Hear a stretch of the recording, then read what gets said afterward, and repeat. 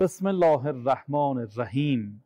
السلام علیک یا ابا عبدالله و علی الارواح التي حلت بفنائک.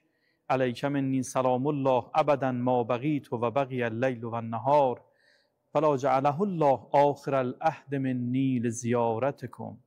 السلام علی الحسین و علی علی ابن الحسین و علی اولاد الحسین و علی اصحاب الحسین.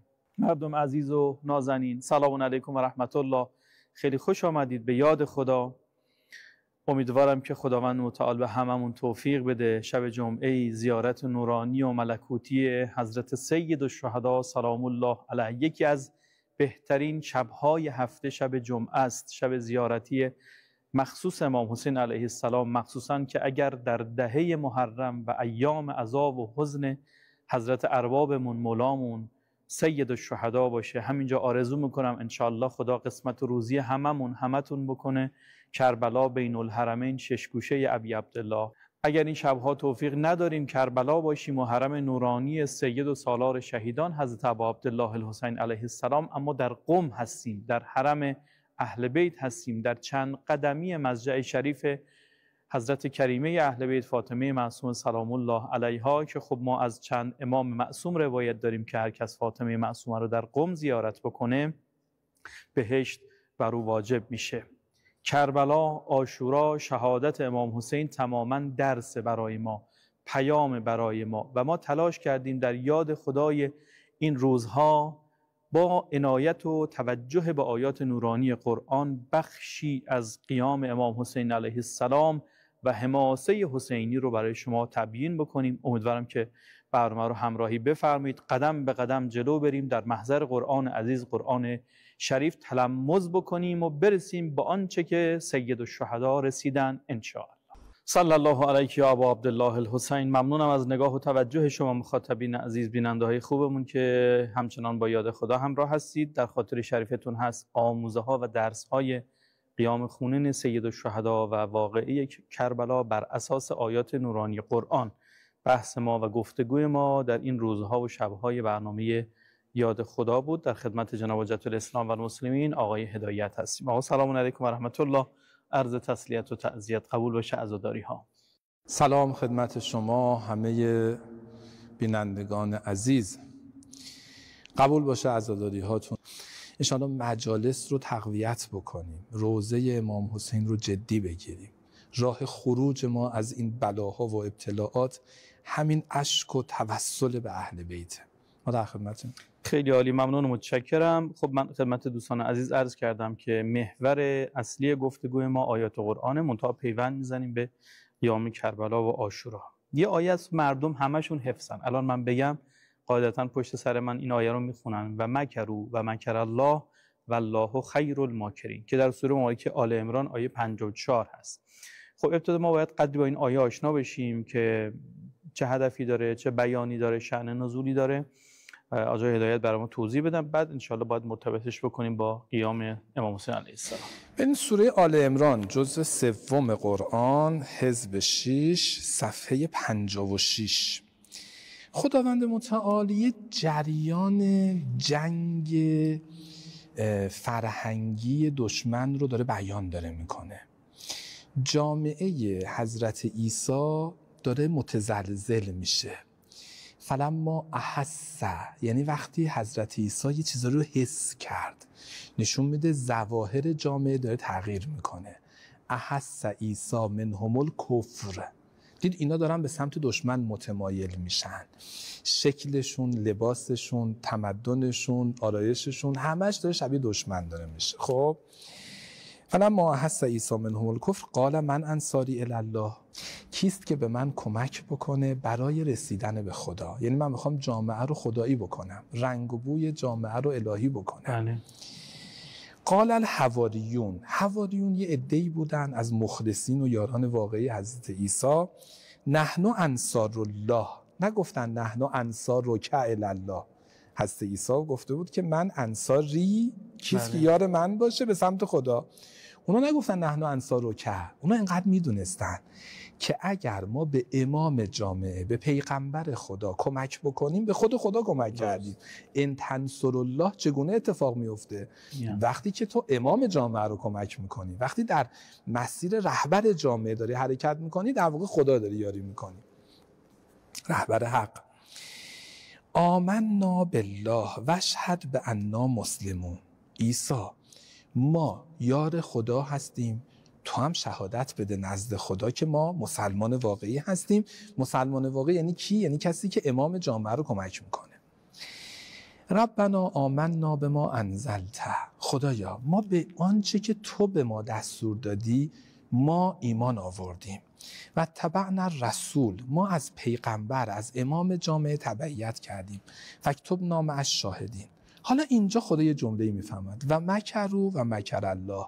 خب وقتی که دشمنان به این انسجام و به این حرکت جمعی و به این تشکیلات پی بردن، شروع کردن مکر کردن. مکر، خود کلمه مکر توی عربی با فارسی فرق میکنه. فارسی کلمه مکر یه بار منفی داره. توی عربی کلمه مکر یعنی یه تدبیر و مدیریت کاری رو که دیگری رو از اون هدفش باز داره. حالا اگر اون هدف دشمنان باشه، این مکر خوبه. ما الان داریم تلاش میکنیم که مسلمانای عالم، نه همه مردم عالم رو از اهداف استکباری دشمنان نجات بدیم. یه مکره، منتها مکر خوب. دشمنان وقتی دیدن حضرت عیسی داره جامعه رو متحول میکنه به واسطه تشکیلاتی که با حواریون رو انداخته بود، اونا مکر کردن. مکرن یعنی چه؟ یعنی یه تلاشی کردن، یه مدیریتی کردن تا حضرت عیسی رو از اون هدفش باز بدارند. خدا میفهمد هر موقع دشمن بخواد یه همچین تدبیری بکنه که امام جامعه، رهبر جامعه حق از اون مسیر خودش باز بمونه، من هم چاره اندیشی میکنم که دشمن از اهداف پلید خودش باز بمونه. این تقابل خدا با این دشمنان همیشه هستش که همین معنای این آیه است. و مکروا اونا مدیریت کردن که حضرت عیسی نتونه این کار انجام بده، خدا هم مدیریت کرد که دشمن به هدفش نرسه. حالا کی پیروزه توی مدیریت؟ والله خیر الماکرین. یعنی خدا بهتر بلده چجوری دشمن رو کاری بکنه، زمینگیر بکنه که دشمن نتونه به اهداف پلید خودش برسه. این معنای والله خیر الماکرین هستش. حالا جالب اینجاست، پایان سوره صف خداوند متعال، خب اینجا تو سوره آل عمران این قضیه رو خدا مطرح کرد که وقتی جامعه حالت کفر داره پیدا میکنه، تهاجم فرهنگی دشمن، جنگ شناختی دشمن داره پیروز میشه و حضرت عیسی یه تشکیلات منسجمی رو ایجاد کرد به واسطه یک سری انسانهای خوب به نام حواری، کاری کرد که جامعه پیام عیسوی رو خوب دریافت بکنه و جامعه از کفر نجات پیدا بکنه. خدا میفرماید یا ایها الذین آمنوا کونوا انصار الله کما قال عیسی ابن مریم للحواریین من انصاری الی الله قال الحواریون نحن انصار الله. شما هم باید این کارو بکنید. هر موقع تو جامعه احساس کردید دشمن داره باورها رو جابجا میکنه، ایمان جوانان رو تضعیف میکنه، شکل جوانان و رفتار جوانان داره شبیه دشمن میشه، شما باید تشکیلات تشکیل بدید. کونوا انصار الله کما قال، همون جوری که حضرت عیسی وقتی که گفت من انصاری الی الله، کیه که حاضر من رو کمک بکنه برای نجات جامعه و حرکت جامعه به سمت خدا؟ قال الحواریون نحن انصار الله. میدونید توی روایت داره که حضرت عیسی با حواریون یه ارتباط مستقیمی برقرار کرد، بهشون زیبایی‌های دین رو خوب یاد داد، اونا شدن شاگردان مستقیم حضرت عیسی، اونا خودشون شاگرد گرفتن، اون شاگردا شاگرد گرفتن، هی مفاهیم حضرت عیسی، مفاهیم خوب عیسوی هی تو جامعه به واسطه یک تبلیغ تشکیلاتی چهره به چهره منتشر شد. خدا میگه شما همینجوری بکنید، شما یه تبلیغ منسجمی داشته باشید، همین حلقه های پی در پی صالحین که کنار هم دیگه یه فضای انتشار درست پیام دین رو ایجاد میکنن، شما باید این کارو بکنید. خب طبیعتاً دشمن میاد کارشکنی میکنه، دشمن نمیذاره اینجوری تبلیغ دین ایجاد بشه. خدا میگه که شما پیروز میشید. فأیدنا الذین آمنوا علی عدوهم فاصبحوا ظاهرین. قطعا مؤمنینی که تشکیلاتی عمل میکنن، گروه های منسجمی دارن، پیام دین رو به هم میرسونن و در برابر اون حمله فرهنگی یا نظامی دشمن ایستادگی میکنن، قطعا اینا پیروز میشن. پس بنابراین این فضا رو خداوند متعال، ببین این مکر الهی، چاره اندیشی الهی اینجور نیستش که داریم تو جلساتون تاکید میکنیم که شما بشینید خدا مشکل شما رو حل میکنه. امروز اسرائیل هوس کرده که بیاد کل خاورمیانه رو، آرایش رو تغییر بده، خودش حاکم بر خاورمیانه بشه. خدا هم بگه شماها بشینید، من مکر میکنم درست میشه، من مدیریت میکنم، اونا به هدفشون نمیرسن. اصلا اینجور نیست. خدا میگه با برنامه. همونجور که حضرت عیسی یه برنامه‌ای داشت، تشکیلات، شما باید تشکیلات داشته باشید، چه تو جبهه فرهنگی چه تو جبهه نظامی، شما باید منسجم عمل بکنید. اگر منسجم عمل نکنید، خدا برای شما مکر نداره، خدا برای شما چاره اندیشی نداره. ان الله لا یغیر ما بقوم حتی یغیروا ما بانفسهم. شما باید یه تلاشی بکنید، خدا به شما کمک میکنه. خیلی خب، ممنونم. حالا انشالله ما بحثمون رو ادامه خواهیم داد. البته حالا تو بخش بعدی بیشتر موضوع رو باز میکنیم و ارتباط این آیه نورانی قرآن با قیام نورانی حضرت سید الشهدا سلام الله علیه رو بیشتر در موردش صحبت. خب عزیزان دلم، ما بر اساس آموزه‌های قرآن رسیدیم به آیه 54 سوره مبارکه آل عمران که این آیه مشهوری هم هست، معروف هم هست، و مکروا و مکر الله والله خیر الماکرین.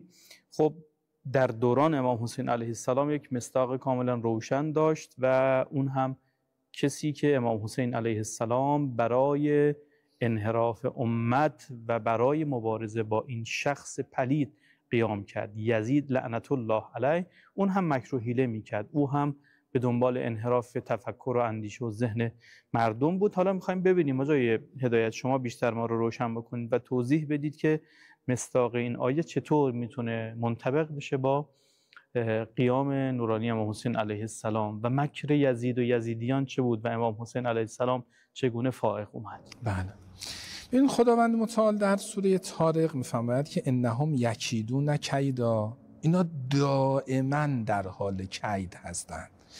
یعنی این تقابل یه تقابل دائمیه. شما از زمان حضرت آدم و اون اختلافی که بین جبهه حق و باطل در فرزندان حضرت آدم پیش اومد، اون نقشه و اون حیله‌ای که برادر نسبت به برادر خودش کشید که اونم میدونید از همون جام جریان وصایت و امامت و ولایت مطرح شد. یعنی قابیل متوجه شد که هابیل قرار وصی پدر باشه، لذا حسادت ورزید. این تو روایت داره تا همین الان که ما هستیم. و بعدش گفتیم که خدا میفهمد و اکید و کیدا، اگر اونا دارن نقشه میکشن که جبهه حق به اهداف درست خودش نرسه، ما هم نقشه میکشیم تا دشمن به اهدافش نرسه. یه عبارتی از تا آقا دارن راجع به همین موضوع که گفتم که البته خدایی که داره به ما کمک میکنه، ما نباید بیکار بشیم. نکته اساسی آموزه کربلا همینه. ببین بزن، چون شما اشاره کردیم این نکته رو بگم. خب یزید جبهه باطل مسلم، این یزید ملعون یه توهمی به ذهنش زد که گفتش که جریان امامت رو من اینجا کلن از بین میبرم. یه شعاری هم داد، گفت لعبت هاشم بالملک فلا خبر جاء ولا وحی نزل. اصلا آقا انبیا و اولیا و این حرفا همه دنبال دنیا بودن، من از اینجا به بعد ریشه جریان امامت رو از بین میبرم. این توهم رو پیدا کرد که میتونه این کار رو بکنه. خب اون یک جریانی رو انداخت تا امام حسینی که امام هستن و یک سری اهدافی برای امامتش داره، امام حسین به اون اهدافش نرسه، کربلا را انداخت. حالا و اکید و کیدا، ما هم چاره ای داریم. خون امام حسین، اینو خدا حفظ بکنی، ادبیات حسینیه. آقا فرمودن که تو این مکتب امام حسین یاران امام حسین خونشون بیشتر داره کار میکنه تا وجودشون. خون امام حسین صحنه ای رو رقم زد که همین الان همه ما پای مکتب امام حسین همه آموزه های دین رو داریم یاد داریم میگیریم. ببین اونا میخواستن امام حسین از بین بره، اونا میخواستن امام حسین تو گودی قتلگاه کاملا خاموش بشه این نور. والفجر و لیال عشر، آخر این سوره که فجر اینجا اولش با فجر، این طلوع، آخرش میگه این طلوع رو میبینی، این ریشش برمیگرده به این واقعه. یا ایتها النفس المطمئنه ارجعی الی ربک راضیة مرضیه فادخلی فی عبادی. ببین اون خورشیدی که توی کربلا میخواست از بین بره، محو بشه، محو نشد، غروب کرد تا دوباره طلوع بکنه. طلوعش میشه ظهور امام زمان علیه السلام. و ما الان همه تلاشمون اینه که این طلوع رو زودتر محقق بکنیم. این طلوع به دست ماست، مثل خورشید بیرون نیستش که طلوعش دست خودشه، این به دست ماست. متوجه شدین؟ بنابراین اکید و کیدا مال امام حسینه. اونا میخواستن امام حسین رو محو بکنن. میدونید اینا میخواستن امام حسین ترور بکنن دیگه. یعنی میخواستن یه کاری بکنن که اسم امام حسین هم دیگه از بین بره. چند بار همچین تصمیم که آخریش هم در کنار خانه خدا، در کنار خانه خدا بود. اما امام حسین صحنه رو علنی کردن.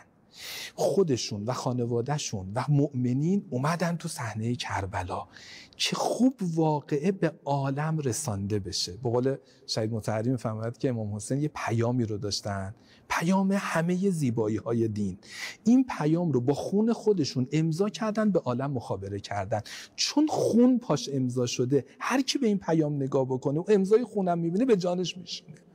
یعنی اوقع در نفوس میشه، یعنی ایمان توش میاد، یعنی عشق توش میاد، یعنی گریه توش میاد. این گریه باعث میشه همه اون زیبایی‌ها توی قلب نقش ببنده. این میشه چاره جبهه حق در برابر اون کید جبهه باطل. یه جمله امام رهبر عزیزمون دارن تو همین ادامه چاره اندیشی که مکتب امام حسین به ما یاد داد در برابر دشمن. آقا میفرماید اگر از دشمنی آنها غفلت کردیم باختیم. اگر برای ضد حمله آنها چاره‌ای نیندیشیم دشمن را به دست خود موفق کرده ایم. این که من مرتب مسئولین و مردم به خصوص جوانان هشدار میدهم به خاطر این است اگر کسی گمان کند که توطئه دشمن برای ضربه زدن به نظام کافی است اشتباه بزرگی کرده. دشمن توطئه میکند، ما هم ضد اون توطئه برنامه داریم. ما که بیکار نمیشینیم که. همون که زمان امام حسین یزید میخواست اسم امام حسین باقی نمونه، امروز هم رژیم صهیونیست همون یزیدیا میخواستن یه کاری بکنن که اسمی از جبهه مقاومت و ایران اسلامی و جمهوری اسلامی و انقلاب اسلامی نمونه. ولی ما برای این موضوع برنامه‌ریزی داشتیم، از اول هم برنامه‌ریزی داشتیم، الان هم به لطف خدا این برنامه‌ریزی داریم. این برنامه‌ریزی رو بهش میگن چه کیده، این میگن مکر درست. اگه اونا مکر دارن ما هم چاره اندیشی داریم، ما هم برنامه داریم. و یه نکته هم من محضرتون عرض بکنم به عنوان آخرین نکته. ببینید عزیزان، اگر دشمن، میخوام یه فنی رو بگم برای اینکه اون مکر دشمن رو زود از بین ببریم. اگر دشمن برای از بین بردن جبهه حق دنبال کشتن فرماندهان و دانشمندان و بزرگان ما هست، ما یه چیزی داریم به نام مکتب اسلام. خصوصیت مکتب اسلام اینه تا این مکتب هست خون عزیزان ما این مکتب رو رشد میده. تا ایمان ما هست، تا باور ما هست، تا اون همبستگی و اتحاد ما حول اصل اسلام هست، چه باشیم چه نباشیم خون ما داره مکتب رو رشد میده. بنابراین این خیال باطله، این مکر اشتباه و غلطیه که اونا تصور بکنن اگر حاج قاسم رو زدند یعنی نیروی نظامی ما ضعیف شد، نه اتفاقا قوی تر شد. اگر دانشمندان هسته‌ای ما رو زدند یعنی جریان علمی هسته‌ای ما از بین رفت. نه تنها از بین رفت بلکه قوی‌تر شد و ادامه پیدا کرد. این تجربه ماست. خدا توی قرآن میفهمد و ما محمد الا رسول قد خلت من قبله الرسل افئن مات او قتل انقلبتم علی اعقابکم. پیامبر رفت اما مکتب پیغمبر اسلام که هست، علی هست، حسن هست، حسین هست، اهل بیت هستن، پس شما حق ندارین برگردید. امروز هم همین جوره. من یه جمله عرض بکنم، عرضم تمام. بمیرم برای ابا عبدالله الحسین که علی اکبرش زودتر از امام حسین رفت و اینجا یه صحنه اتفاق افتاد که این دفعه پدر بالای سر پسر نشست. دشمن برای اینکه امام حسین رو بزنه اول عزیزان امام حسین رو زد و بعد خود امام حسین رو به شهادت رسوند، برای اینکه خیالش راحت بشه دیگه امام حسینی وجود نداره، دیگه مکتب حسینی وجود نداره. غافل از این که و مکروا و مکر الله، خداوند متعال نایب الحسین، امام بعد الحسین، امام سجاد رو نگه داشت. زینب کبری پرچمدار ابا عبدالله الحسین رو نگه داشت. این دست خداست، این مکر خداوند متعال بود، این چاره اندیشی خداوند متعال بود. اما اونجوری که امام حسین آدرس داد، آدرسش میگه انگار اگر علی اکبر زنده بود امام بعد الحسین بود. چرا؟ آدرسش این شکلیه دیگه. اللهم اشهد فقط برز الیهم غلام اشبه الناس خلقا و خلقا و منطقا به رسولک. خدایا شبیه ترین پیغمبر رو نزد تو فرستادم، نزد دشمنان تو فرستادم. وقتی که علی اکبر به شهادت رسید، امام حسین تنها نفرینشون تو کربلا رو انجام دادن. خدا نسلتون رو قطع بکنه، شما ادامه من رو قطع کردید. و بالای سر علی اکبر روزه خواندن. الا لعنت الله علی القوم الظالمین. و سیعلم الذین ظلموا ای منقلب ینقلبون. خیلی ممنونم از جای هدایت استفاده کردیم. خدا بهتون سلامتی بده، طول عمر عنایت بکنه و از لطف و عنایت و مرحمت شما دوستان عزیز هم ممنون و سپاسگزاریم. خدا رو قسم میدیم به حق جوان رعنای سید الشهدا، جوانان ما رو در پناه خودش حفظ بکنه و انشالله این مملکت ما، این نظام مقدس جمهوری اسلامی ما متصل بشه به نظام جهانی وجود نازنین حضرت ولی عصر ارواحنا و ارواح العالمین له الفدا. عرض می داریم یا رب الحسین به حق الحسین اشف صدر الحسین به ظهور الحجه. یا رب الحجه به حق الحجه اشف صدر الحجه به ظهور الحجه. التماس دعا و خدا